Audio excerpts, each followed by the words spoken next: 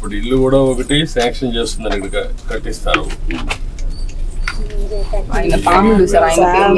కట్టేసేయండి sir, మన party తరఫునే మనకేం ఇదే. ఇప్పుడు ఇది తీసుకోండి అమ్మా, మీరు సిఆర్డిఏ మీరు కలిసి ఏరియాలో ఉండే వాళ్ళకి ఇండ్లు ఇలాంటి వాళ్ళకి కొంతమంది కట్టుకోలే వాళ్ళు కట్టిద్దాం. పట్టుకోవాలి.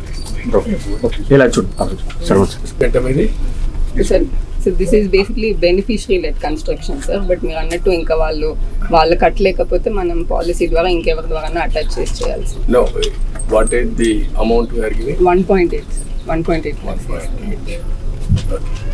నేను ఇల్లు కట్టిమంటాను, చెప్తాను, కట్టి మీకు ఎట్లా చేయాలో చేస్తారు మన వాళ్ళు, చేపిస్తాం. దానికంటే ముఖ్యంగా ఇప్పుడు ముగ్గురికి బెనిఫిట్ వస్తుంది ఇంట్లో. నీకు రాబోయే రోజుల్లో 4,000 వస్తుంది, ఆవిడకి 5,000 వస్తుంది, మీకు ఒక 4,000 వస్తుంది. 4, 4, 8 + 5 13,000 వస్తుంది. 13,000 వచ్చినప్పుడు మీరు కొద్దిగా సంపాదించుకుంటున్నారు. వీళ్ళిద్దరిని చదివించుకొని వాళ్ళకి చదువుకు అవన్నీ ఏం చేయాలో అవన్నీ చేస్తూ ఉంటారు గవర్నమెంట్ కూడా.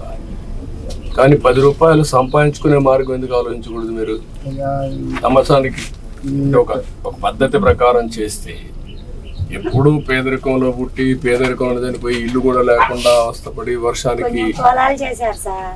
పొలాలు చేసి అవన్నీ అప్పుల పాలయ్యాడు. అప్పుల పాలయ్యితే ఇప్పుడు దాకా తీర్చాము, అయిపోయింది. ఇంక ఇల్లు వేసుకుందామని అనుకుంటే మా స్థానం లేదు సార్, అందుకని ఆగిపోయింది. ఇక్కడ ఎవరైనా మీకు బయట వాళ్ళు ఎవరైనా గైడ్ చేస్తే, నేనేమనుకుంటున్నానంటే మీకు ఒక ఆలోచన ఉంటుంది. మీ ఆలోచన రైట్ ఆర్ రాంగా. ఇప్పుడు ఈ అబ్బాయి ఉన్నాడు అనుకోండి, కానిస్టేబుల్ అవుతాను అనుకున్నాడు, పోలీస్ అనుకున్నాడు, వీడు లాయర్ కావాలనుకున్నాడు. ఇవి రెండు అయితే ఇంకొక 5 ఏళ్ళలో 10 ఏళ్లలో వీళ్ళిద్దరు బాగా చదువుకున్నారు అనుకోండి, ఉద్యోగాలు వచ్చాయనుకోండి, వాళ్ళ జీవితంలో స్థిరపడితే మిమ్మల్ని కూడా చూసుకోగలుగుతారు. అప్పటి నుంచి మీ జీవితాలు కూడా మారుతాయి. మీ ఇద్దరిని వాళ్ళు చూసుకోగలుగుతారు. కొంచెం ఒక పద్ధతి ప్రకారం మారుతుంది. మీకు హాస్పిటల్కి 5,000 ఖర్చు పెడతామంటున్నారు, 3-4,000 ఎయిమ్స్ పోయారనుకోండి, మీకు అక్కడ ఇంత కాదు, దీనికంటే పెద్ద డాక్టర్లు ఉంటారు అక్కడ. ఇలాంటి ఆలోచనలు కొన్ని మీకు ఇవ్వడానికి నేను కూడా ఆలోచిస్తున్నాను.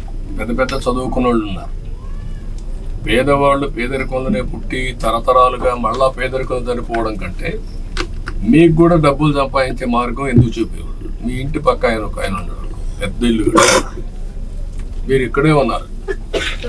వాళ్ళు చిన్నప్పుడు మీ మార్గనే ఉన్నారు, కొంచెం ముందు ఉన్నారు, వాళ్ళు ముందుకు పోతున్నారు, మీరు ఇక్కడ ఉండిపోతున్నారు. ఏంటి కారణం? మీ ఆలోచన విధానం కదా. ఈ పొలం చాకరీ చేసి పొలాల్లో ఇది చేసి అంతలోకి అల్లుడు చనిపోయి ఆ పిల్లల్ని తీసుకొని, మీరే కాకుండా మీ కులంలో అందరికీ బాధలు ఉన్నాయి కదా, అటు ఇటు అందరికి ఉన్నాయా? అందరికి ఉన్నాయి కదా. ఈ ఊర్లో రెడ్డిస్ ఉన్నారు, లేకపోతే వేరే ఏ కులాలు ఉన్నారు ఈ ఊర్లో? రెడ్లు, కమ్మూరు, యాదవులు, శాఖలు, లంబాడీలు, మాదిగోళ్ళు, మాలోళ్ళు. ఇప్పుడు రెడ్లు బాగున్నారు కదా, కమ్మోళ్ళు బాగున్నారు కదా, తర్వాత యాదవులు బాగున్నారు కదా. బాగలేంది ఎవరు? మీరే కదా. ఎందుకు? కారణం ఏంటి? కాదమ్మా, మీ ఆలోచన. నేను అందుకే మీలో మార్పు తీసుకురావద్దాను. వాళ్ళ మారిగా మీరు ఆలోచించాలి. ఇప్పుడు వాళ్ళు పొలం చేస్తారు, కానీ వాళ్ళకు జీవితంలో ఆస్తులు వచ్చాయి. వాళ్ళ తండ్రి తాతో 1 ఎకరా 2 ఎకరాలు 5 ఎకరాల భూమి ఇచ్చాడు, మీకు అవి లేవు. కానీ మీ కష్టార్జితంతో మీరు బతుకుతున్నారు. ఒకసారి పిల్లల్ని బాగా చదివించారనుకో, మీ జీవితాలు మారుతాయి.